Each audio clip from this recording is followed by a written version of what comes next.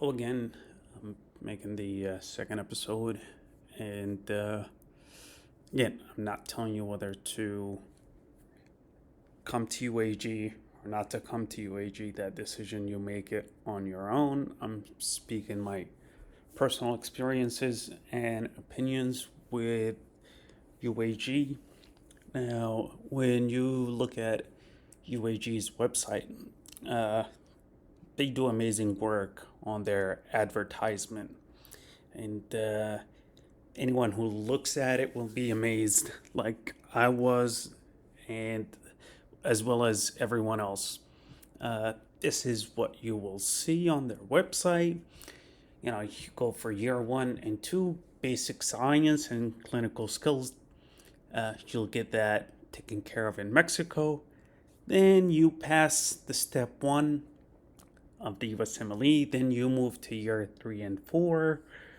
That's where you do your clinical sciences. And then you pass step 2, then residency, and passing step 3. Now, that looks great, only if it was true. Uh,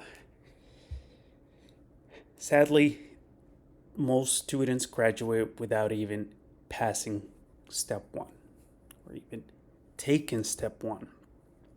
And that reality hits hard, especially after you get there and you moved from the US to Mexico and you settled in and you had to get an apartment and had to pay, all these fees and an annual lease, so on and so forth. A couple of things that I want to brush up on. Again, this is all on their website. This is what they're saying, what you need to have in order to become a doctor. Uh, they basically summarize a lot of the stuff and tell you what you need to do. They have these people that you can get in touch with and speak with. Uh, Again, it looks legit. It looks as if, hey, they honestly do great work.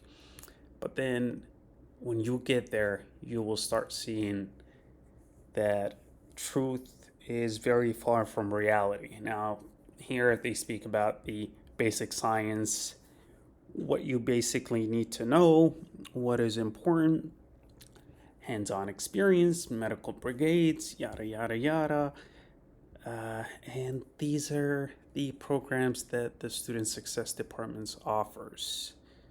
Now, USMLE coaching. I don't know what type of coaching they offer. It's pretty much a joke. And if you get in touch with any of the students that are there, they will tell you the truth, unless they're working with the university.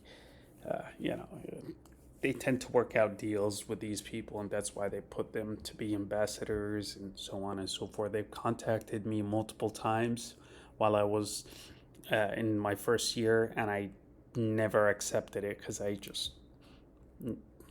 don't believe in it, so I can't become a part of it. NBME style exams, that's not true. That's a complete lie. The only NBME style exam is the one you will get basically after passing the CSBE examination. Then those are the NBME style exams that you will get. But in reality, our exams are nothing like NBME. Uh, they're completely different. And that's something that they tend to lie about. And here they tell you about the academic support and the resources they offer. Yeah, they give us on boss, but in your world, we would have to pay for it out of pocket. NBME, CBSE, and CCSE. Again, all of this is great, but they don't offer it to us from the beginning. This is only offered to us after completing the basic science, and most students who complete basic science will end up moving to clinical years where they will be very busy in their 3rd and 4th year, and they wouldn't even have time to study or prepare for step 1. That's why the majority even graduates without having that done. And this is the academic resources they offer. Again, they show you that the grass is so much greener on their side, but in reality, it is nothing close to that. And I also want to point out one thing about the tuitions. So, this is the tuition for the first 2 years. Then, when you get to clinical skills,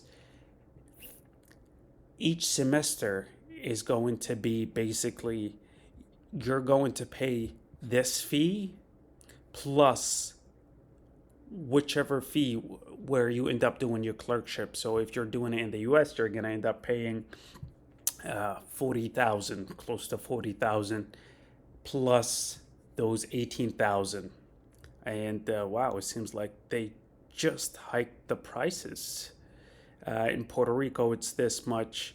Um, there are two different prices. And the clerkship in Guadalajara is this much, but in reality, they don't let you do much, and it's very sad. So if you're thinking you're gonna be saving money coming here, like I thought I was, when you get to your third and fourth year, uh, the price difference is insane. You're almost paying 60,000 for just in tuition for each semester, starting from your third year until your fourth year, and you graduate with almost what $300,000 in debt, and you can't even pass step one. Uh, that's why, again, the decision is up to you. Just want to point out a couple of things. This is a letter that was sent to the president of the university back in 2014. I will include it in the link. Now, back then, their USMLE passing grade was 67.2%. The minimum with the Department of Education is 75%. And that's why they basically started to change the whole system and not let students, like, basically put obstacles in students' faces so they wouldn't take the USMLE while they're in school, and majority ends up taking it after they graduate, so that the the statistics from the university wouldn't be affected. Now, in the statistics that they show on their website, I think the latest I checked it was 80 something. I'll make another episode about it. 87%, and or sorry, 86%. But in reality, it's much lower than that. And also, I spoken with the university. Here it says 86%. They don't only, these statistics are rigged because they include national students. Now they have two programs. They have the international program and they have the national program. The international program, this is our program. This is what the they advertise for students coming from the U.S. Now, uh, when it comes to the statistics of the STEP USMLE exams, they combine the national students and the international students into one big category, even though that's not really how it's supposed to happen. If we're paying $60,000 a semester for year 3 and 4, and the national students are paying $5,000 a semester, then you know what? We need to be getting extra stuff and be provided extra resources because we're supposed to be prepared for the USMLE. But with them, it's not the case. Um, Again, that's all the information. I also included a case of this student who ended up suing UAG. I will also include this in the Google Drive link so more of you could read about it. Remember, not everything you read on their website is true. More people are starting to speak out. Please do your research. I know it might suck to have to take the MCAT again, but it will be definitely worth it in the long run. And if you have any questions or concerns, please feel free to reach out to me and I will help you out as much as I can. Thank you very much. Bye.